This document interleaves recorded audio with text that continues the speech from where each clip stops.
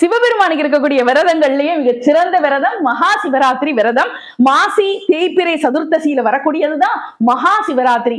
எத்துணையும் உள்ளத்து அன்பிலரேனும் உளரேனும் இந்நாள் எம்மை கண்டவர் நோற்றவர் பூசை பண்ணினர் நற்கதி அடைவர் என்று சிவபெருமான் சொன்னதா வரத பண்டிதம் என்கிற நூல் சொல்கிறது. அதாவது ஒரு பக்தன் உண்மையான அன்போடையோ இல்ல பக்தன் இல்லாம உண்மையான அன்பு இல்லாமலேயோ ஒருத்தர் சிவபெருமான நினைச்சா அன்னைக்கு பூஜை பண்ணினா, சிவ பூஜை பண்ணினா, சிவனை நினைச்சா வழிபாடு பண்ணினா எல்லா பலன்களும் கிடைக்கும் அப்படிங்கிறது தான் இந்த பாடலுடைய பொருள். சிவராத்திரி அன்னைக்கு சிவனை நினைச்சு பூஜை பண்ணினா அடுத்த பிறவியில அரசனா பிறப்பாங்க அப்படின்னு கருட புராணம் என்கிற நூல் சொல்கிறது.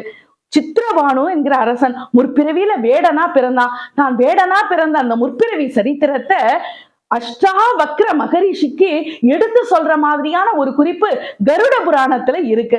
அப்படி சித்திரபானு என்கிற அரசன் முற்பிறவியில சுஸ்வரா அப்படிங்கிற ஒரு வேடனா பிறந்தான். வேட்டையாட காட்டுக்கு போனா, வீட்டுக்கு திரும்பி போக முடியல, இரவு நேரம் ஆச்சு. மிருகங்களுக்கு பயந்து அங்க இருக்கிற மரத்துல ஏறி உக்காந்துக்கிட்டான். பசியும் தாகமும் அதிகமா இருந்தது. அதனால தங்கிட்ட இருக்கிற தண்ணி எடுத்து குடிச்சான். குடிக்கும் போது காத்தசைவுல கொஞ்சம் தண்ணி கீழே சிந்திது. பொழுது போகல, தூக்கமும் வரல, என்ன பண்றதுன்னு தெரியல. மரத்துல இருக்கிற இலைய கொஞ்சம் கொஞ்சமா பறிச்சு கீழே போட்டுட்டே இருந்தான். அது வில்வ மரம். அந்த மரத்துக்கு கீழே இருந்ததோ ஒரு சிவலிங்கம். அன்னைக்கு மகா சிவராத்திரி. தன்னை அறியாமல் அவன் செய்த வில்வ அர்ச்சனையும் அபிஷேகமும் அந்த வேடன் அடுத்த பிறவியில சித்திரபானு என்கிற அரசனாக பிறக்கக்கூடிய ஒரு வாய்ப்பு அவனுக்கு கிடைச்சது. அதனால மகா சிவராத்திரி அன்னைக்கு செய்யப்படக்கூடிய பூஜையும் வழிபாடும் அவ்வளவு மகிமை வாய்ந்தது.